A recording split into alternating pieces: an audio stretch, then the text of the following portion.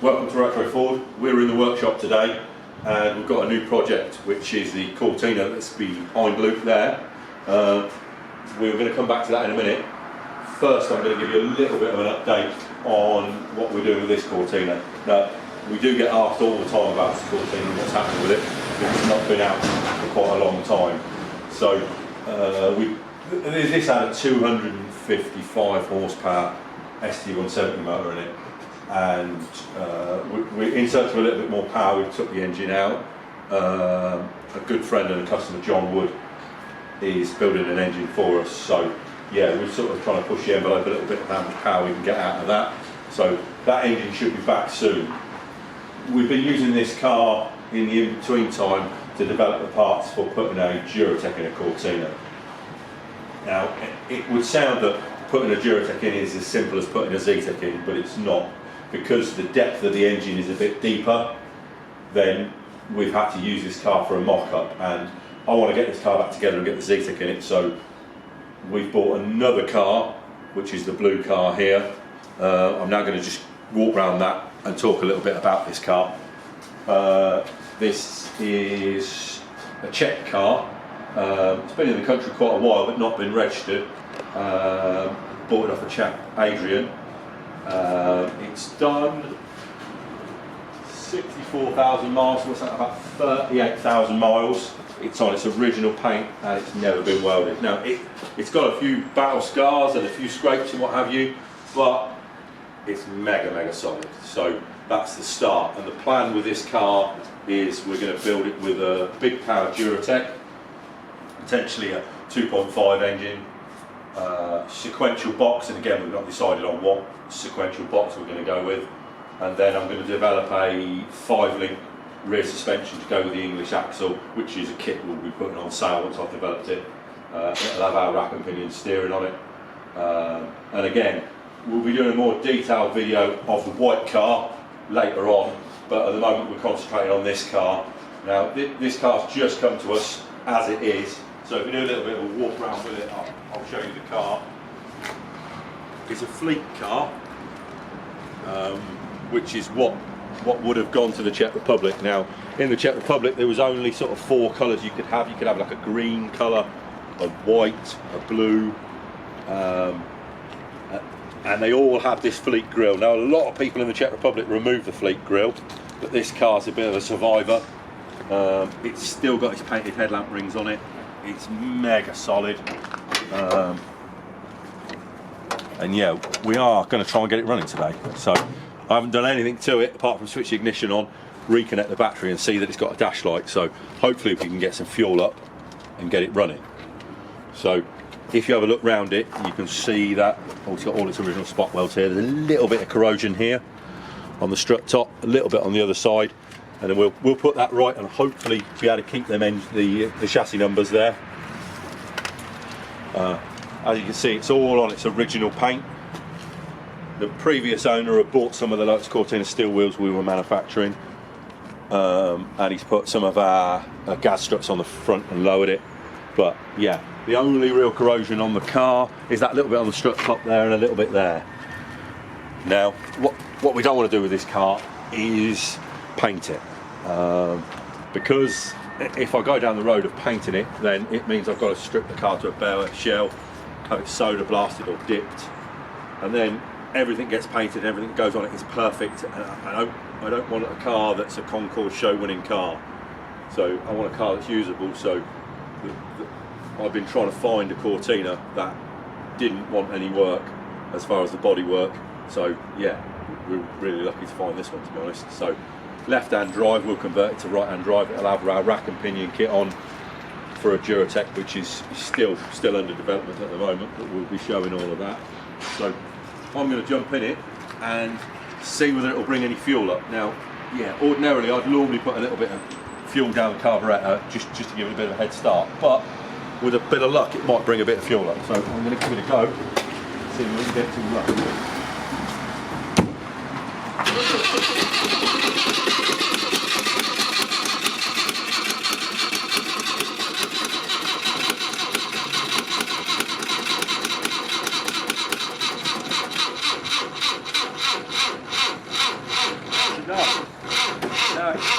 It's now trying to start on its own.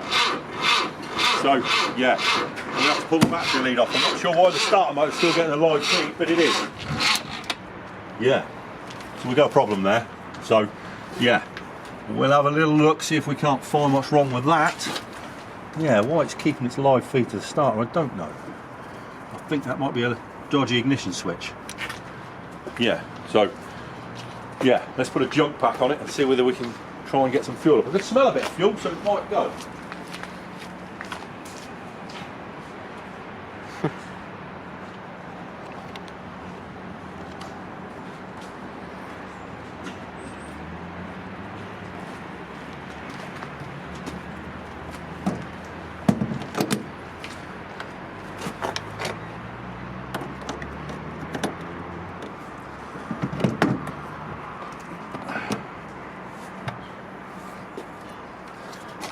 Right, see if we've got a bit more life in it now.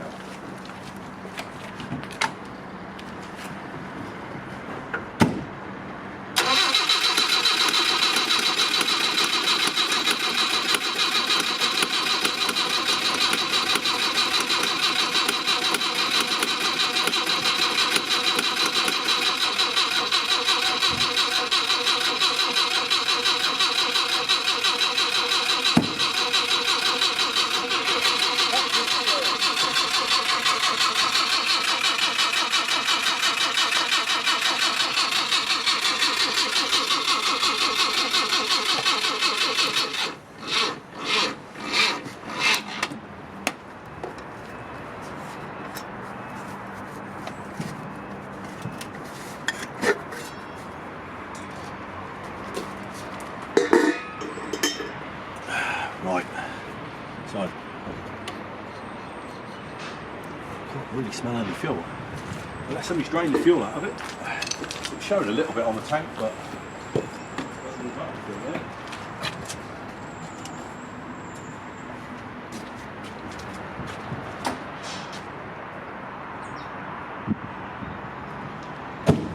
ignition back on, see if we're going through.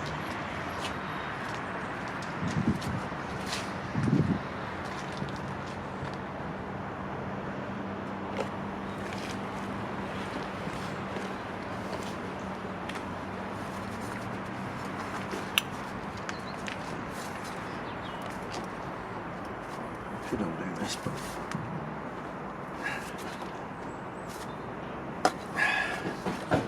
yeah.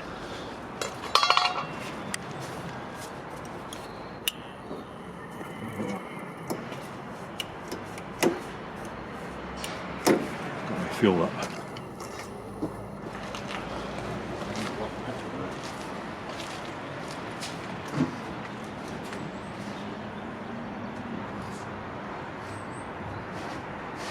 Okay, we've given the points a bit of a clean. We've got a little spark now, so it don't appear to have pulled any fuel up, so I'm going to give it a little bit of fuel. The only fuel we've got is some E85 race fuel, but it should be enough to fire it up with a bit of luck, so that in it. Get it over to it.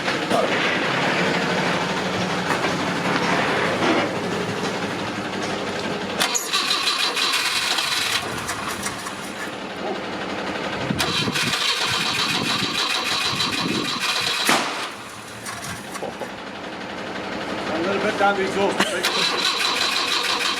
Let's put some fuel in it, some fresh fuel in it. It's got a spark. We've had it fire a couple of times, but hopefully now it can pull a bit of fuel up. We've put a little bit of fuel down the carburettor, so with a bit of luck, it can run.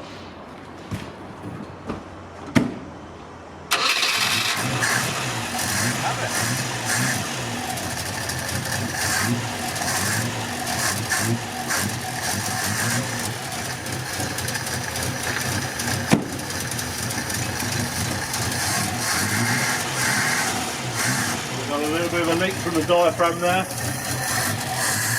So again, this engine and box will be coming out, so should anybody need a 1200 engine and box, I'll take this for a run with a bit of luck if the brakes are still working and we've got a clutch, and see whether it's any good.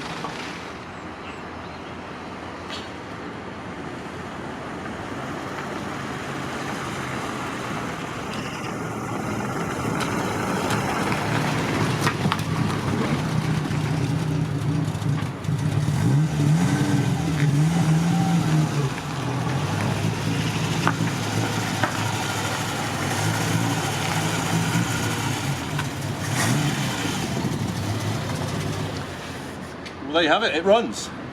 So the next time you see it, it's probably going to have 8 times the horsepower and another 2 gears in the gearbox. So don't forget to like, share, subscribe, and yeah, we'll be doing more videos. This is part 1 of the video, and we'll see you all soon.